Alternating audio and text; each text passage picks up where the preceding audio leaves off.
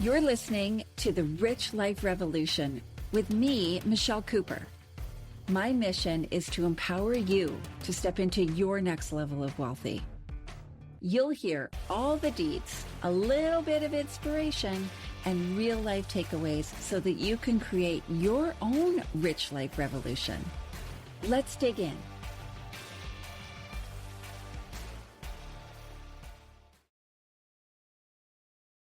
Welcome to the Rich Life Revolution. I am your host, Michelle. And girl, strap on your running shoes because today's episode is truly a marathon of inspiration. I sit down with Bill Murphy, who is the author of Thriving in the Storm. He's also an endurance athlete and a mindset master who recently completed the Great World Race. Yep. You read that right.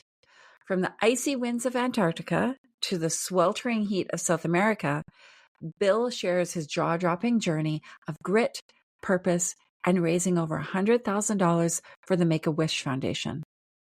But this episode isn't about running. It's about mindset shifts. It's about overcoming self-doubt.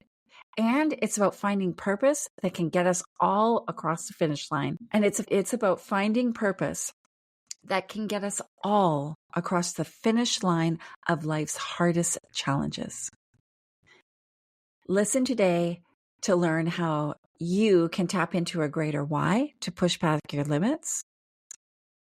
You can also learn the game-changing power of separating mind from body, why surrounding yourself with the right people is a non-negotiable for success, and absolutely the life-changing benefits of sharing your goals and getting permission. Let's have a listen.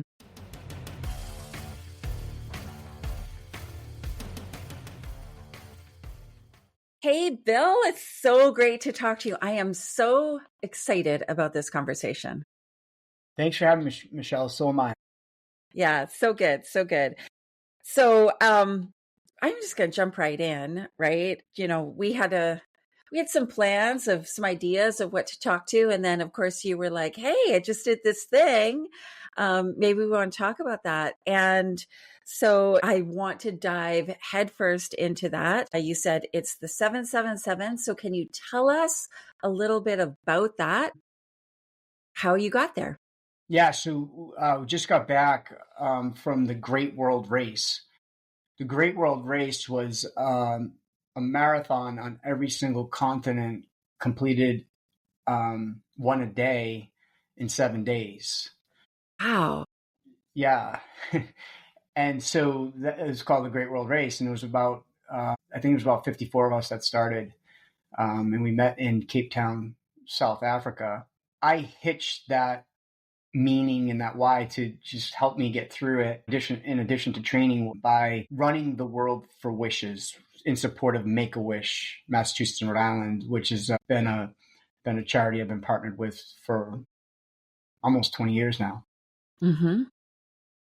And so, you know, it came to me to do this race. I didn't know if I was qualified or good enough. You know, I just run marathons occasionally. I've done, 5 Ironmans, some ultra marathons. You know, I work out. I'm into martial arts, and just, I thought it may be more of a mindset game to get through it than as much as it is as talent running. Totally. Right. Like, I think, just getting through a marathon is a mindset situation, right? It's like, that blows my mind. Like, that's like superhero status. And the fact that you raised, I think you said over 100K for Make-A-Wish is incredible, right? I think it's also super interesting that you're kind of like, I didn't know if I was qualified, like I've done some things before. And I just sounds like you just kind of went for it. Yeah. So this came to me, and I've been in the mortgage and finance industry for 27 years. And last year, I actually had my worst year ever. And I was always so busy working on my business in my business that I put everything separate. It's like hey, kids, when I'm done with work, we'll spend time together. Hey, family. Hey, Right? vacations. And, I'll set that time when I feel like I can get a break. And so I always structured everything around my work. Well, last year was such a bad year with the interest rates and the lack of inventory. I just said, you know what? I've been smart putting money away, and I know this is about creating wealth, right? Totally. Putting money away, and had some success, and I diversified, and I did some things where I could support myself and still live a lifestyle that I was accustomed to for all these years with all this hard work. So I said, you know what? I'm gonna go to the spiritual realm, and so I started doing spiritual retreats. And when I was doing this stuff, I was doing it with my family.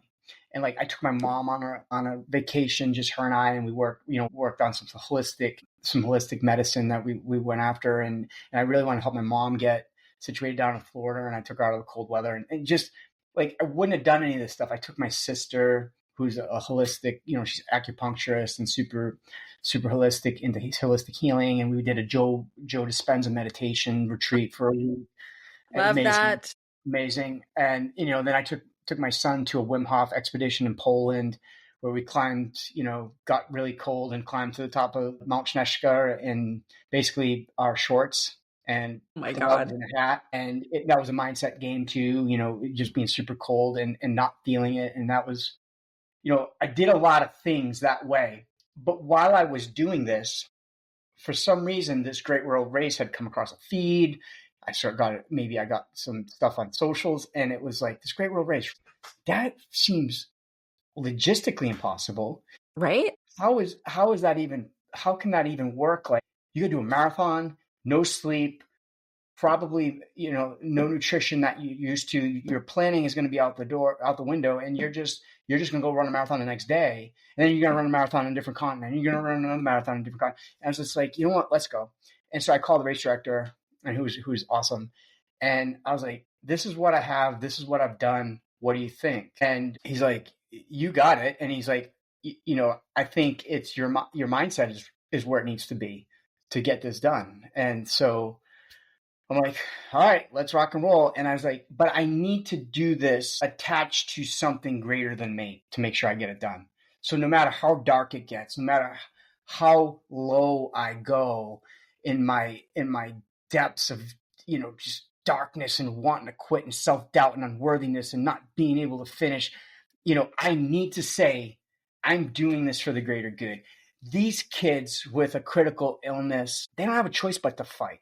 They don't have a choice but to these kids fight for their wishes. They fight to Right? get better so they can take their parents or their siblings to Disney or Hawaii or have that wish that they can be a part of. And they work really hard at that. They don't have a choice. And so like I took on their mindset. I took on how they go about trying to heal and trying to get better for other people.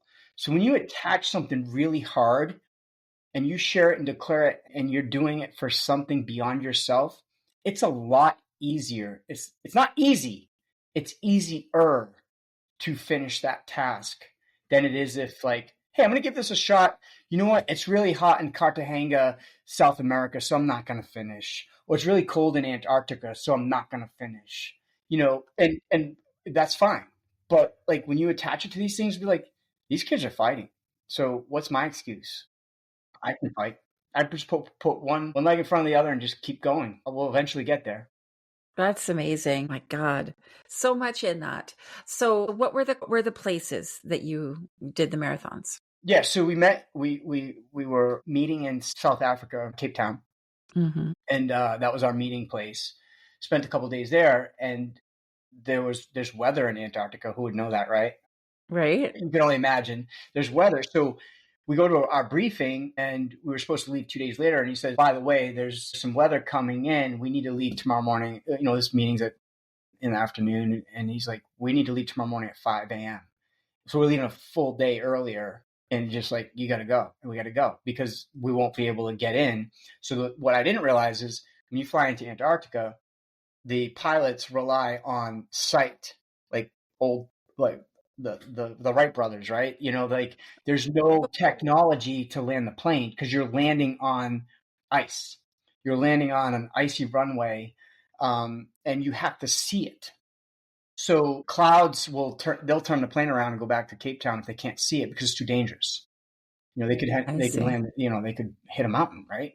So Yeah. like, the visual was we had these clouds like here, and then right in here there was an 8-hour window where we could land, do our marathon, and then take off. So we leave a day early because there was a storm coming in, and we would have missed our window. Right. So we get there early, we do our marathon, and they pulled a lot of athletes off the course because the pilot said we need to go because the clouds are coming in faster now. So we don't have I time. see. So they pulled athletes off the course. So I think it ended up being, instead of 8 hours, we had 6.5, 7 hours, whatever. And we got out of there, and it was pretty cool because some of the athletes that didn't finish on the course finished or on the plane. They were just running around the plane or walking the plane aisles to get their. That's so good. So cool. It was so cool. The temperature, I think it was 5 degrees, and then the wind chill was -10. So you felt the wind chill on occasion. And then here it was really interesting, and a lot of people wouldn't think of this, but like, even though they said you got to put sunblock on, you got to be careful. Like, I burnt my lips pretty badly from the glare from the sun. And Yeah. then my cheeks got pretty rosy with my Irish skin complexion that doesn't like Antarctica glare. Right. But I did load up, and so it's just like interesting things that happen, along that way. So we get on the plane, we go back to Cape Town, we have to run that marathon at 7 a.m. We arrive at 4 a.m. We get to Cape Town, South Africa, and we do that marathon. So basically, we had maybe 2 hours to get back to the hotel and rest. And then so I laid down, I got up, and my watch said I had a 45-minute nap for the night. And then so we go run a marathon, right? Only to just run the marathon and get back on a plane, and then we headed to Australia. God. So like, it's just one thing to prepare and do your marathons, right? And we did all that. Everybody's done the training, but Yeah. what really comes into is the sleep deprivation, the sporadic food schedule or lack of food or nutrition, and then now you're getting your mind's getting messed with a little bit. Your body's upset. There's all kinds of body stuff going on with how you're feeling, and chills, and feeling like you're run down and sick, and immunity and all that sort of stuff is getting compromised. So that, like, there was a lot of that. We had to Perth, Australia, and then that was a tough one for me because I couldn't take in any nutrition. I was really battling some gut stuff. It caught up with me. What was a takeaway there was, so after those 2 races and not having any sleep, my body felt like it was shutting down. And so all night on our way to Australia, I think it was a 15-hour flight, I was like curled up in the fetal position, just saying, how am I going to do this one? How am I going to do marathon number 3? Like, how can I do it? And I was like, no, hold on. Mindset, right? Mindset, toughness check. We need to worry about the why.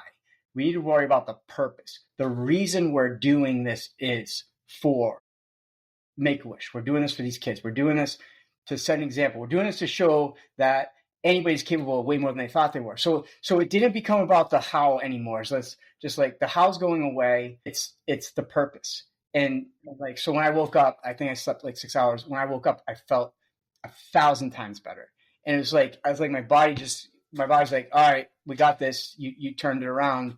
And I believe it was because my thought process was right. And what I was telling myself changed my physiology a little bit. And I 100% believe that is possible. It's just like when you go back to, if you ever felt sick, when you tell yourself you're sick and it's okay to take a day off or stay in bed or whatever, you can sometimes get sicker. You feel sicker, Totally. right? Because you give yourself that excuse or that reason or whatever. But if you don't have a choice and you're like, I have to get up, I have to move, you start to feel better. So it's your mind can change your physiology. And I just want to give you an example of how this works is when you're down and out, or you're sad, or you're upset, or you're angry, or you're depressed or in despair, like, that's in the pit of your stomach, right? That's where we feel those feelings. There's not a lot of creation there. We're not able to move ahead, move forward, and get creative, right? But where does the creation start? The creation starts with enthusiasm. Now I feel better. It starts with peace.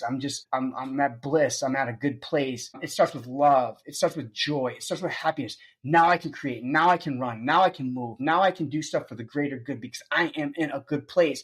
My physiology changes and my body feels better. Totally. That's that's the thriving mindset that we want to get to. And so like when people have a rough patch, try to change that as fast as possible and don't stay in that state of despair for a longer period of time because it will keep you down and less productive. You want to get as productive again as as fast as you possibly can, because when you're laid up, nothing's happening. Mm-hmm. So feel the feelings, process the feelings, but get out of it as quickly as you can. Now, some things take a little bit longer to process, and some things are going to, catastrophic life events happen, and we have to deal with them, right? We do. But try to still get to that place where you can have that thriving mindset. Yeah, so important, right? And I completely agree, 100%. Our mind has an incredible ability to affect how our body responds to our environment and things that are happening, right? And like you said, I think we all go through things in life that are devastating, right? Or we've gone through health challenges, or might be long, might be short, who knows? But even when I think about,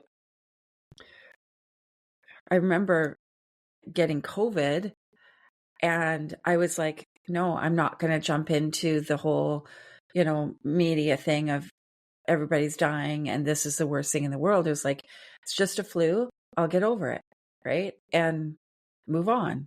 And I think that that's why it didn't affect me as badly. Right. Because it's just a thing that you had to get through. Right. Like, your situation, you're on a plane, your body feels like it's shutting down. It's like a crazy amount of exertion is going out, but you reconnect to that why. Right? You reconnect to that purpose, which is bigger than you. Right. And like you said, those kids, they don't have a choice. Right. Like, and Make-A-Wish, like I had said to you before we started recording, it's a charity that's close to my heart. My best friend has a son with a non-cancerous tumors that grow in his brain. And so they are a beneficiary of Make-A-Wish. They've had a couple things that they've been able to do because of that charity. And, you just have to keep going, right? Those parents have to keep going, right? Like I look at my best friend and I'm like, God, like your kid has tumors growing like every moment of every day, right? You don't get a choice. You don't get to go, oh, I'm just going to check out, right? Like, and not deal with this today. It's part of your life, right? So, okay, so we're in Australia. You did that one. It sounds like you got through that. Yeah, head over to Istanbul. It was supposed to be Istanbul, Asia first, and then Europe. So I think that was another long flight, 15, 16, 17 hours, whatever it was. And then they changed continents. So Istanbul is divided, and it's a bus ride over the bridge basically to the other side. But we were supposed to be in Asia. We started it in Europe first, and then but what happened was we go for an hour 15 bus ride to our destination. Well, the volunteers didn't mark the course, and it was at night, and we had a 2.5 hour delay, and it was rainy and windy. And so you can imagine, we get off a plane after 15 hours, we go on a bus ride for an hour and a half, and then we sit around at a start line for 2.5 hours. So it was just like, you want to talk about messing with the mind. Right.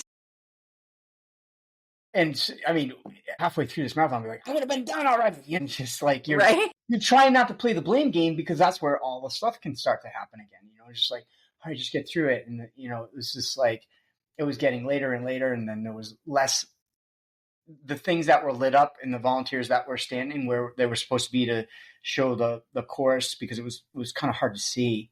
And there was some dangerous spots on the course where you could misstep and really hurt yourself because it was ledges and there was steps and ramps and things of that nature. God.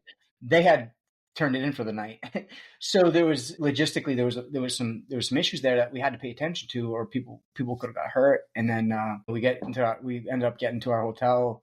That was the only place we had a hotel during the seven marathons. We ended up that we could sleep at, but the sleep was, we got in at 4 in the morning. We check in probably 4:30, and then we have to meet at 7 a.m. to run the next marathon over in Istanbul, Asia. So like really it was probably 2 hours at most sleep. Yeah. So much for the hotel room and resting, right? Right? Totally. But it was to be expected. Like we did 4 of the 7 marathons in under 12 hours, from Wow. finish to start again. So it was almost like Yeah. doing ultras. And so you're not fueling properly. You're not eating ideally. You're eating whatever you can just to be fueled. So your body's pretty upset. Right. And then we finished those 2 races, and then we get back and we head to South America. The South America was the hardest one that I did, or most of us, all the athletes that you survey would say the same thing. What that ended up being was we started a little later. The heat and humidity, I guess, with the factor of the real feel was like 110, someone said. So that was, I'm used to doing some runs in the heat and humidity, Florida, or, even in the summertimes in the Northeast, it can get pretty brutal. But that was the hardest thing. And I was really worried. My mind said keep going, but my body was fighting because I was overheating. And a lot of athletes, even the athletes that were winning and the athletes that had world records, got pulled off the course because they were either passed out or they they were incoherent because they were overheating. Right. And several athletes, world-class athletes, couldn't finish this.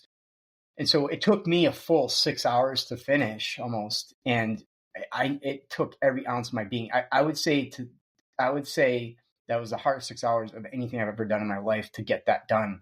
It wasn't a matter of finishing. It was a matter of getting to the next aid station to have a sip of water to just rest for 20 seconds and walk it off. And then the next aid station, and then the next aid station.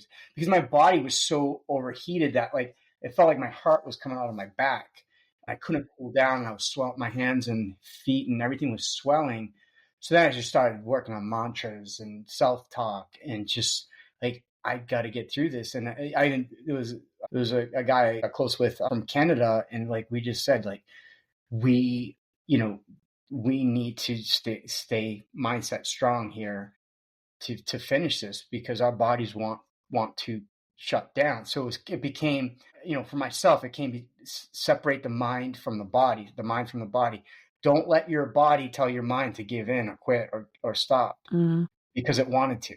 And so like I just had to just cut that off. And and then it was about mile 23 of that. I finally just jumped in an ice bucket that had all the waters in it. I put my hands in, because my forearms, my elbows were swollen. Like my finger was turning red, and my ankles and my calves, everything was just like blowing up. And my face was puffy, and I just dunked my head, got my arms in, dunked both feet in, and then finished the rest of those 3 miles a little bit cooler to get through it. But if I didn't do that at mile 23, I don't know if I may have gotten pulled off by the medics, so it's just like in my mind, there was no quit. It was about pivoting. What can we do? There's got to be a solution. Cool the body. We got to get through this. And how can we do this? And we have to figure that out, because there's got to be a way to get through this without, totally shutting down. So that happened to be it. Yeah. And I think, the piece there, like you said, is, okay, so separating the mind from the body, right? When you're in that resilient mindset position, right? That space, you have access to ideas and creativity and resources. And so you can go, okay, I'm going to like immerse myself in icy water, right? To just try to get through the last 3 miles. If you don't have that mindset, then you're just like, I can't do this, right? Like, you don't have access to those ideas, right? You don't have access to all of the knowledge that you have. Um, all of your experience, all of your history, it's cut off because you're in that survival state, right? So, wow, that's amazing. And I'm sure kind of scary probably, right? Like, so you mentioned you had like your buddy from Canada and stuff, which I think is awesome. Did you guys have like when you're running and things get hard? I'm not a runner. Like I struggle with running, but I've done some hard things and I've had like a go-to kind of mantra, Mm. right? Do you guys have that, or does it change, or you just like wing it, or what happens? I mean, I have my own mantras that I use on a normal training run that was hard. Like, Yeah. so kind of silly, kind of goofy. It's on my socials. I actually posted it. I just said I kept saying to myself, heat, humidity is humility. Heat, humidity is humility. I just kept saying that to myself. I was like, I'm so freaking humbled. Like, this heat is, but my thought process of that is respect where I am, what I'm doing, because if I don't respect this heat, if I don't respect this humidity, it's going to take me out. So I'm playing in the arena and respecting it as I'm competing. Wow. So like it was goofy, and it was on Instagram. And I posted it that like I was like humidity equals humidity. We're almost done. And I was like kind of even slurring a little bit while I'm saying this as I'm finishing it. I was just like, I'm so humble because he was like, it was like a backdrop, so boom, just like it just sucks you in and wants to take you over.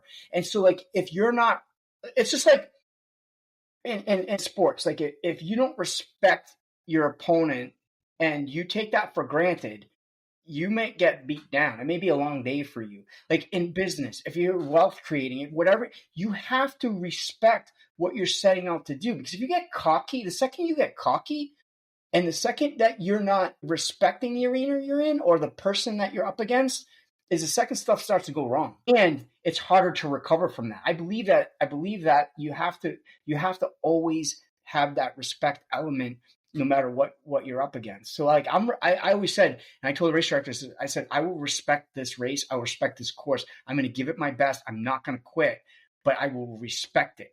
And it wasn't like South America, I'm gonna kick your butt because Right. I knew that I was gonna finish. I knew that God willing, I knew that I was gonna give it everything I had, but I wasn't gonna talk back to it in a way that was gonna hurt me. Some people can talk trash, Right. and that's fine, but you also can be playful with the trash talking that you have as long as it's respectful. The second you disrespect where you're at, I think things can easily go wrong. Yeah. Yeah. 100% agree. So then you were off to where? So that was the hardest one. And then we ended up and we had a 3-hour flight to Miami. And then we ran that Miami marathon. And I had my family, some friends. I had a Wish family there. One of the Wish gals had crossed the finish line with me, which was the coolest thing ever. Now, you want to talk about just 180. I felt like I was carried that whole Miami marathon. Like I was running on it. I was running on a cloud. And it was like seamless and effortless. No, it was hard, but it felt that way. It wasn't my best time, but it was the easiest marathon I did because of the people that were lifting all the athletes up, that were lifting me up, Right. that like I knew was on the other side. I knew we were done. The 80-degree weather and a little bit of humidity felt like it was like we were in an air conditioned room. Right. Like how even refreshing. even South America, and that's really the truth, the way it felt. So it was that's where we finished, and that's where we 7, 7, and 7. And so you said there was a Make-A-Wish gal with you Yep. crossing the finish line? Yeah. Yeah, she had I ran for Boston Marathon for Make-A-Wish a few times, and I actually tore a quad going into the COVID year. I think it was 2021, it was 3 years ago. I tore my quad 60 days before the marathon and ended up doing the virtual marathon at my old college on crutches. and she came down and she did the last few miles with me, and it took me 6 hours, like 6 hours and 20 minutes to do. And my fastest time was with her. You want to talk about being carried to the finish line? My fastest time was with her. First time I met her was with that wish recipient, Bethany, who crossed that finish line with me too. So I thought it was appropriate to bring her down to Miami, and her family down to Miami to meet us and enjoy Miami and get to cross the world race. That's amazing. That's me. I feel like this is a TED Talk. Like, this is such an incredible, inspirational thing that you've done. And I really hope you get out there on some big stages and share your story, because I think there's so much here for people to learn from. Thank you for that. That's incredible. What did you do after? You collapsed? Martini at a really nice restaurant before even appetizers. I was so tired. Right? I'd just want to lie in bed and do nothing. So tired. I was so tired. I got a special martini. That's the truth. I mean, I could say, we ate and drank, like kings and queens, but we got that. We had a nice dinner. I think we had, 12 people there that were part of the meet down in Miami, and it was my family and friends and our wish friends, and it was a great afternoon. That's incredible. Yeah, and stayed down there a couple of days, recharge a little bit, got caught up on some work. Didn't really have much internet or internet or work capability, so I was just catching up on work, low key. What I will say is, when we say attach something to the greater good and beyond ourselves, I would say, like, when you're doing hard things, you can have one major thing that's going to carry you through. But in order to finish a hard thing, I really believe that you have to have multiple tools in that well reserved that you tap into. Because it's one thing to say, doing it for the greater good, doing it for the kids, doing it for the kids, doing it for the kids. But it's like, okay, let's tap into some other stuff. Well, this athlete has this ailment, or this athlete has that condition, or I read 25 letters before I started this marathon, and the unbelievable emotional connection that is going to help me get through this because of what they poured into that personal note to me. Or when I was able to check socials or texts or emails right before a race because I had cellular service for 5 minutes, I'm just blown away by the inspiring messages. Be like, I had a guy that was overweight and hadn't run since he played college football, and he was in his late 20s, and he's like, dude, I was watching you on Twitch and I ran a mile. He's like, I never run a mile. I didn't do like, I need to get back in. He was like, I had a woman with breast cancer. She was just diagnosed first week of November. She watches it on Twitch. She's like, I know I can beat this. I know that I can find a way to beat this because, the stories that she watched of some of the athletes and some of the things that they've overcome. And she's like, I'm so inspired to do everything in my will to beat this. I know I can do that. So like, those are that's just a tip of the iceberg with some of the messages. And like, how could I quit? Like, how, right. Like, you want to tap into something powerful, read one of those things and be like, dude, like, we're doing this beyond ourselves. We're doing hard stuff. And when you attach it, it's so much easier to get done. And when you share and declare what you're doing, your likelihood of success is so much higher. Your percentage of nailing that goal. Yeah, 100%. And that's why I said, like, I really hope that you get on some big stages and share your story, because I think that it does help people to see people do stuff like you've done it and hear your story and hear how other people sharing their stories helping you complete something really hard, right? Like, if you're really overweight and it's hard for you to walk down the block, but you're going to run a mile, right? That's hard to share, right? Like, there might be some embarrassment or shame or whatever. Like, that's just hard to share. Like, and hard to do probably, right? Like, you're facing breast cancer and you got to go through all the stuff and the chemo and all that. Like, that's hard stuff, right? And so I think when people like yourself do things that are like mind blowing, because this is, it's extreme, right? The average person isn't going to be able to do this, right? But so impressive, like the impact on so many people. And I think that that's something that people can overlook, and so they think, oh, I'm not really doing anything, I'm not going to share my story or whatever, right? You never know how somebody's going to be impacted by something that you do. It could be the smallest thing, like the smallest thing. And so thank you, for like, I'll speak for the world. Thank you for sharing your story. Thank you for the doing this and showing what's possible, right? Obviously very difficult thing. Like I did a mountain race thing that I thought I was going to, honestly, I felt like I was going to die, right? Like I didn't know how I was going to do this thing. And like, you think the going up is hard, the coming down was harder. Like I felt like my feet were going to snap in half, right? I was like, I need to be a mountain goat right now. And for a whole bunch of it, I went down sideways, right? Because I was like, I can't, this is too steep. I can't do this. I don't even know how to navigate this situation. Yeah. And I remember some friends of mine, and we did it as a group, and then it ended up me and this one girl, and we got to the finish line, and our friends who didn't do the race, they were waiting. And she was, my friend Tracy, she didn't do the race. She was like, yay, you did it. That's awesome. She's like, you don't look happy. I said, I don't want to talk to anybody. Like, I just want to go and sit somewhere and like reflect on this really hard thing that I just did. I don't even know how I got through it. Right. So do you have a process for yourself where you reflect, where you have gratitude, where you connect to yourself or being or source or anything like that? Absolutely. Actually, sure. I mean, I have a routine, and I think it's very important for us all to have routines because it sets ourselves up, right? So a routine, and I'm not talking about only morning. It has to be a night routine too.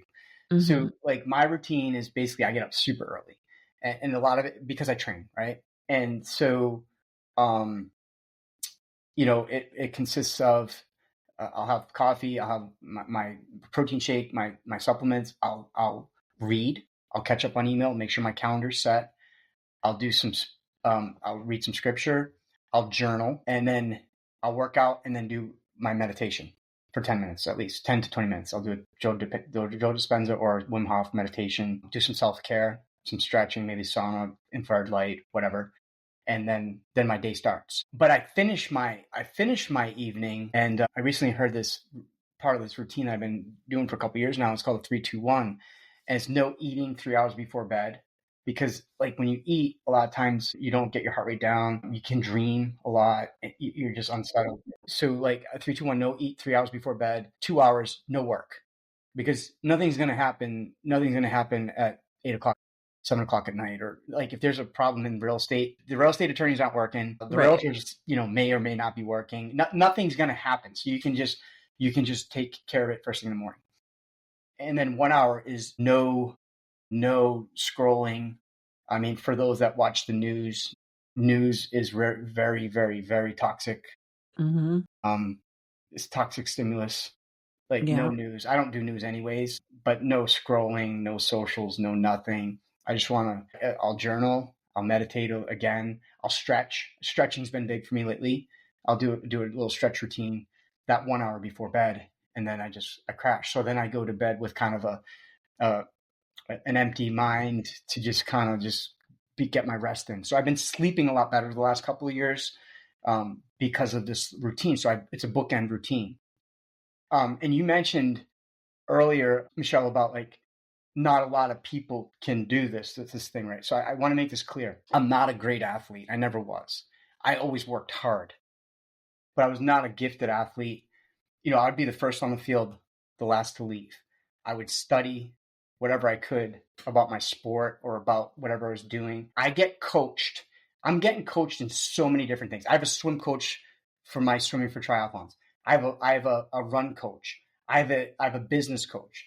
I have a life coach. Like I get coached. I'm so coachable because I know that that coach's job is to guide me to where I want to go. It's not to give me advice. It's to help Right. me see things that I may not be seeing to make me my best version of myself. So I get coached in many areas and I coach. So coaching helps me be better too, because I learn just as much from my clients as I'm able to provide value for them. They provide value to me. Mm-hmm. Because sometimes it's about me positioning a question to them and be like, hey, I need to think about that too. Or I need to change how I look at this. Or so that process helps. It's almost like when you're teaching, you become the student as well, right? Right. Right. You know, because you're practicing it. So like I really believe in coaching, but again, I'm not. So what I want to stress here is, yes, this thing seems like it was almost impossible logistically. I thought it was the 7777, and that it just takes a special superhuman to do it. I'm an average guy that just does hard things, but I commit. And I increase my chances of succeeding by the people I surround myself with. The doom and gloomers, if you tell somebody you're going to do a marathon, you're going to get the folks to be like, I don't think that's a good idea. You know, you may get hurt. You haven't really run much. You're too old and you're too, you know, you may be too out of shape, or like, screw that. Get the people that are going to lift you up. Like, my Yeah. mom is my biggest fan, but she still thinks I'm going to get hurt on everything I do. Like, she shows up in Miami and I would be like, Mom, I'm not hurt. Right. So I have to, like, I love my mom, and I always have to redirect her, be like, Mom, I'm doing this. And she's like, I don't know, that's not possible. Like, she gets, you know, she'll get crazy with herself. And she's like, Mom, listen, I will be okay. But like, so I have to redirect her. And it's not like she's toxic for me. There are toxic people that will try to bring you down because they're jealous or they don't believe in you or they're not really your friend. But like, Totally. even the well wishers that mean well, that don't understand what you're going to do, that hard thing you're going to do, may try to talk you down because they think they're protecting you. Well, you got to redirect them. So like, that's why I say share and declare. You know, like when you're going to do something, share it with everybody, get their support. Like if you're you know, your family's number one for you with everybody, or you get you know, you got young kids or your significant other or whatever. Like if you want to do something big, you have to get permission from your significant other. You have to get permission from your family that's okay. Because if they're not on board with something major you want to do, well, remember, we just said align yourself with everything that can help you possibly get there to possibly succeed. If your biggest supporter is not on the same side as you, it's going to be very difficult. So you have to, don't just say Absolutely. you're going to do it, ask for permission. And I think that goes such a long way. And now you have your biggest cheerleader, you know, right by your side the whole time. And that really matters. I've seen so many athletes and so many people try to do some big things only to get brought down by the person that loves them the most. And it's Yep. not, and again, it's not because they mean it's their intentions are to bring them down. It's because they're maybe protecting, or maybe there's just some uneasiness about it. So that's why you have to talk it through. So set yourself up. There's a process to set yourself up to succeed for the hard things you want to do, but the growth is unlimited, and you grow in hard things. And in your business, do hard things, take risks, calculated risks, but just, you know, take smart risks, but surround yourself with people that can advise you, to coach you, so you aren't going blindly into anything. I 100% am on board. Like, as you were saying that, there's so many times where I've chosen to do something and I haven't actually asked permission from my, you know, family, or like they don't know what I'm doing. They don't understand maybe, or, um, so many years ago, a few years ago, whatever, my friend and I, we ran a 5K. It was like a Mother's Day 5K thing. And while we're doing this 5K, I'm like, we should do what's like the next level. Well, I don't think we went to the next level because we said, let's sign up for a triathlon. So to go from a 5K to a triathlon is just a big jump, right? She didn't really know how to swim that well, right? Like, I didn't have a triathlon bike. Like, there was all these things, right? Neither of us got our partners on board, right? So we did not discuss it with our husbands. It became a bone of contention in both of our situations. And we joined a triathlon club. We got coaching. I got running coaching. She got swimming coaching. I was there when she was doing her swimming. She was there when I was doing my running, right? And when we went and did the triathlon, I was right beside her. Like, I could have surpassed her in the swimming, but I stayed with her. And I'm like, we got this. She's freaking out, right? And I'm like, we got this. Let's keep going. And when we were doing, like, the run was the last part, and I thought I was going to die. And it was so funny because she was running circles around me as we ran. She was like, keep going, just keep running, like one foot in front of the other, just keep going.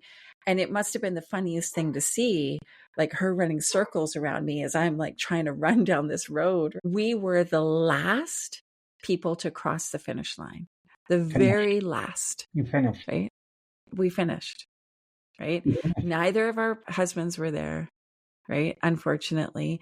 And they were actually taking down the thing, right? And they were like, wait, there's two more. Here they come, right? And they trying to put everything back up, and we finished. And I always say, like, it's crazy. You can be the last to cross the finish line, but it's one of the most proudest things I've ever done.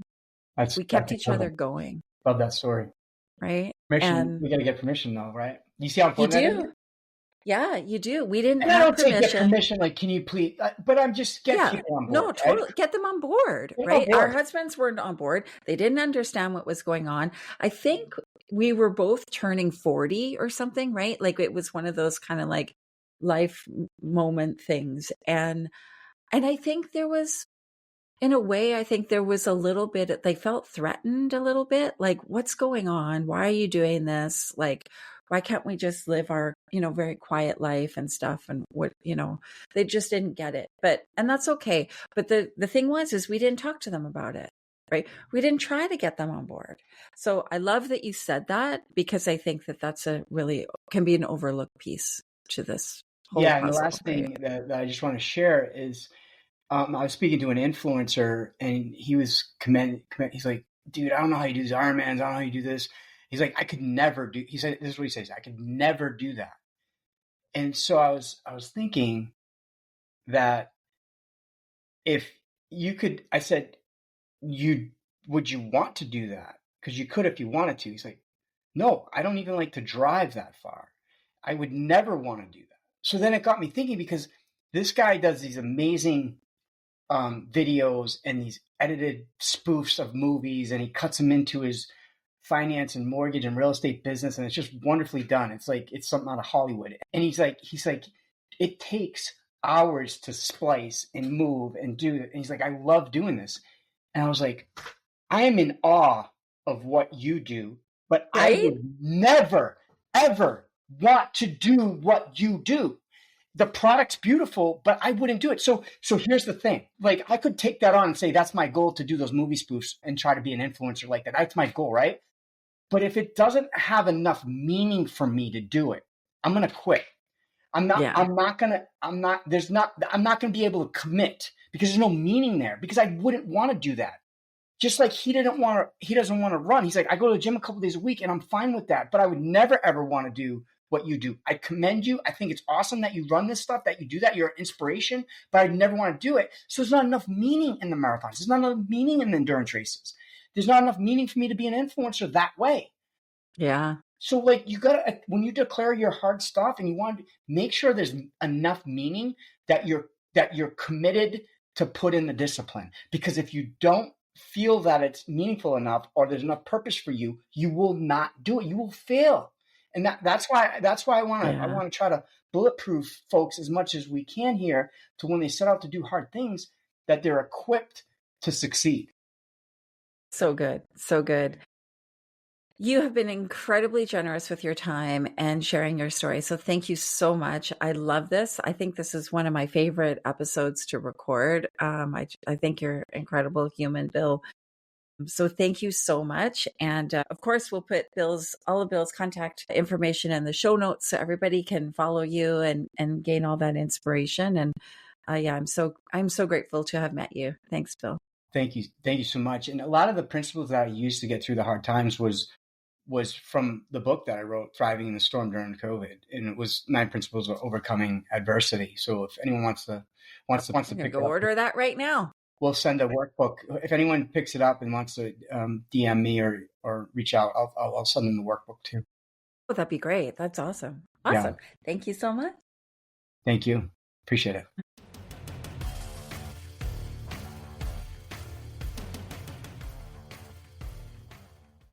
I got so much inspiration from listening to Bill and him sharing some of the deepest, darkest moments of that crazy adventure, right?